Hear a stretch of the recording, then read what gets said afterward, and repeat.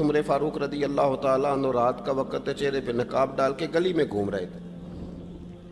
میں بھی گلی میں نکلتا ہوں، آپ بھی نکلتے ہیں، لیکن مقصود یہ ہے کہ ذرا پتہ کریں باہر کی ہوا کیسی ہے۔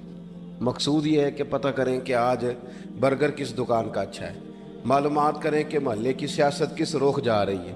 وہ بھی نکلتے تھے، لیکن مقصود یہ نہیں تھا۔ مقصد سمجھ گئے تھے نا، وہ اس لیے نکلتے تھے کہ پتہ کروں کوئی دکھی تو نہیں، کوئی تکلیف میں تو نہیں، کوئی آزمائش میں تو نہیں۔ دیکھیں نا، کام وہی ہے، میں بھی کرتا ہوں، آپ بھی کرتے ہیں، ساری دنیا کرتی، لیکن وہ ایکم احسن عملا، کردار کس کا ستھرا ہے، ذہن کس کا اونچا ہے، ذوق کس کا بڑا ہے۔ زندگی وہ بھی بتا گئے، ہم بھی گزار رہے ہیں، لیکن وہی کمزور باتیں اور وہی روایتی گفتگو اور وہی لب و لہجہ اور وہی دنیا داری کے مخصوص سی ہماری گفتگو، فلاں کیا کر رہا ہے، کہاں پہنچ گیا۔ اگر پیسے کسی نے نہیں کمائے تو کہاں نکھٹو ہے تب نہیں کمائے، اور اگر زیادہ کما لیا تو کہنے لگے ایک نمبر طریقے سے تو نہیں کمائے جا سکتے، یہ کوئی غلط رستہ گفتگو ہے، بس نشستن گفتن برخاستن۔ تو اعلیٰ کام، اعلیٰ کردار ان لوگوں، حضرت عمر گزر رہے تھے تو غلام ساتھ تھا۔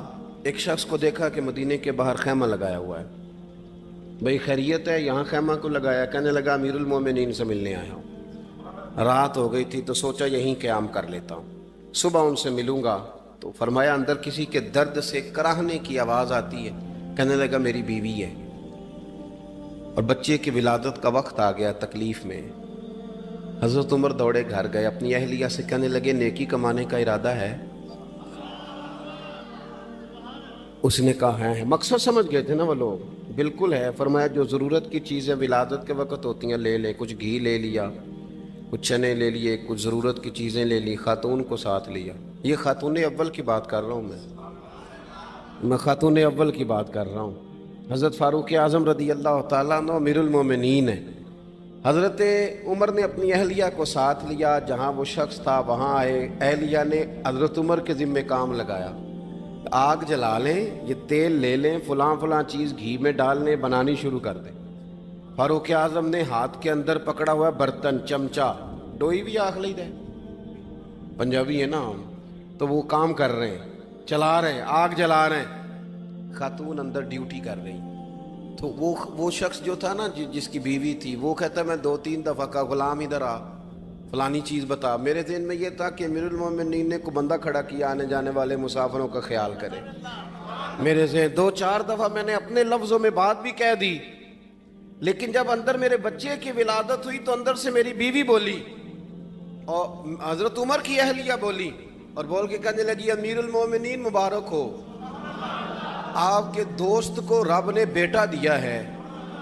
وہ شخص کہتا ہے میں باہر کھڑا تھا، وجود تڑپ گیا، آنکھیں برس پڑی، کبھی نہیں رویا تھا پر کیفیت عجیب بن گئی، کوئی تقریر نہیں سنائی، کوئی اعلیٰ شعر نہیں انہوں نے پڑھا، میں نے جوں لے کر ان کے سر سے پاؤں تک دیکھا، میں نے کہا یہ وہی شخص ہے جس کا نام لے تو کیسر و کسرا کانپ جاتے ہیں، یہ وہی شخص ہے۔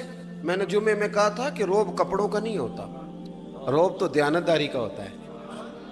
ہاں، بڑا مال کما کے لوگوں نے بنائی ہوتی ہے، کار کوٹھی تو بندے کھڑے ہو کے کہہ دیتے ہیں 2 نمبر طریقے سے آیا ہے، اور 13ویں-14ویں گریڈ کا ملازم ہو تو اس کے سامنے بہت بڑا افسر ڈر رہا ہوتا ہے، یار بندہ دیانتدار ہے، یہ رشوت نہیں لیتا، سفارش نہیں مانتا، یہ میرٹ پہ کام کرتا ہے۔ تو روب تو آپ کی دیانتداری کا ہے، آپ کی سچائی کا ہے۔ اپنی زندگی میں جو لوگ مقصد سمجھ گئے، مقاصد پا گئے، کچھ کر گئے، ہم ذرا الجھ گئے ہیں۔ پہلے اتنا شاندار مکان بناتے ہیں، پھر مرنے کو کس کا دل چاہے؟ اتنی محنت کر کے جو ہے وہ کوٹھی بنائی ہے تو اب چھوڑ کے کون جائے؟ وہ تیار بیٹھے تھے، انہیں نبی کریم نے کہا تھا کن فی الدنیا کانک غریب او عابر السبیل، تم نے مسافروں کی طرح رہنا ہے۔ او میرے بھائی، کبھی دیکھا ہے ایئرپورٹ پہ مسافر لڑتا ہو کہ میں نے یہ جگہ خریدنی ہے؟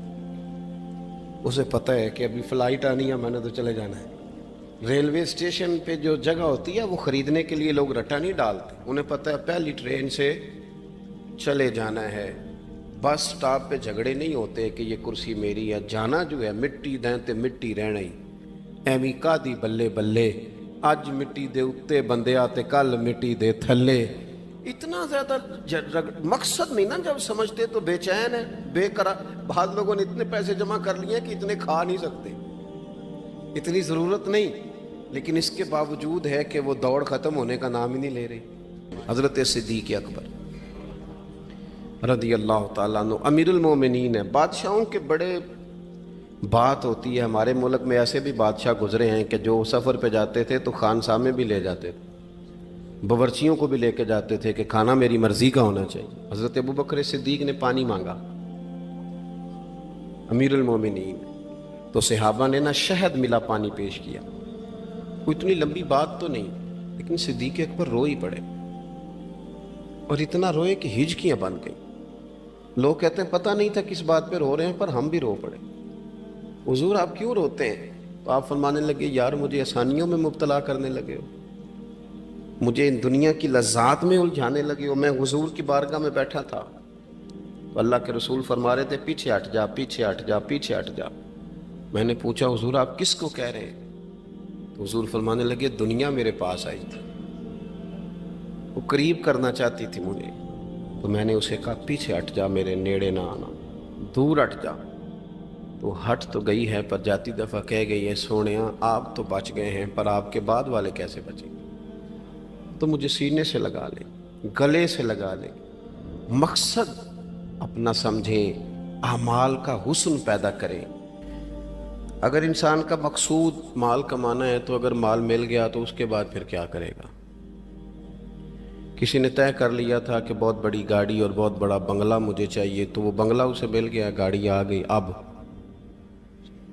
तो मकासद क्योंकि तय नहीं होते, तो जो चीज़ इंसान छोटा सा मकसद तय करता है वो उसे हासिल हो जाता है। मैंने मुल्क से बाहर जाना है, घर सेट करना है, साथ वाला प्लाट लेना है, हो गया सारा कुछ, तो अब वो फिर इंसान बेचैन हो जाता है, परेशान रहता है, कहता है समझ नहीं आती मतलब मकसूद क्या है।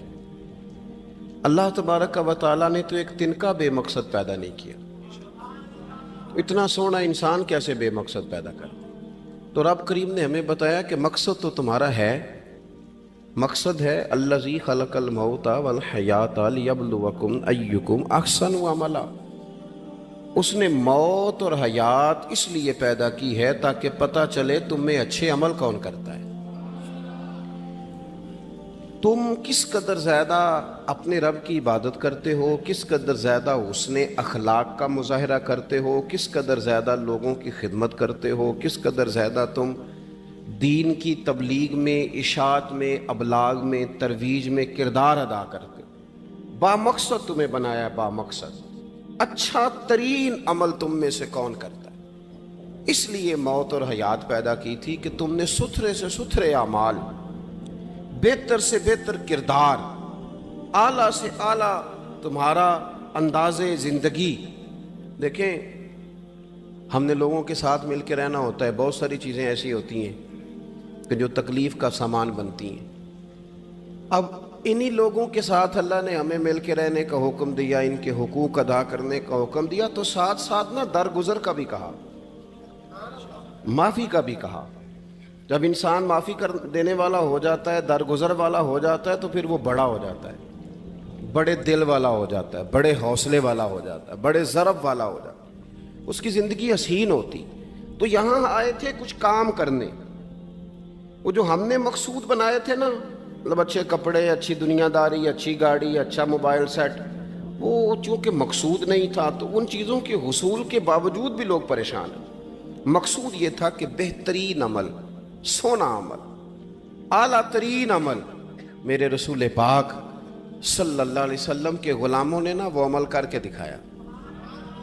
आला तरीन मिजाज रखते थे और आला तरीन खिदमत, यानी लोग उनका किरदार देख के ना, किरदार और अमल देख के, हम तो लंबी तकरीरें करते हैं, बातें करते हैं, बड़ा कुछ बताना पड़ता है, लेकिन वो बस थोड़ा सा ना लोग उनके पास उठते बैठते थे, आते जाते थे।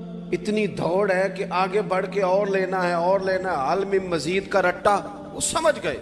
हम ना अड़े हुए हैं। बहुत सारे लोग ऐसे हैं जिन्हें सही बात का पता चल गया है, वो फैसला करने में देर कर रहे हैं। उन्हें समझ आ गई है कि बेहतर यही है कि मैं वक्त पे मस्जिद आया करूं, انہیں سمجھ آ گئی ہے بہتر یہ ہے کہ سویرے اٹھ کے نا واٹس ایپ بعد میں دیکھوں، پہلے قرآن پاک کی زیارت کر لیا کروں۔ سمجھ انہیں ہے، سمجھ ہے کہ باتیں زیادہ کرنے سے بہتر ہے درود و سلام زیادہ پڑھا جائے، پتہ انہیں ہے، فیصلہ ہی نہیں کر رہے۔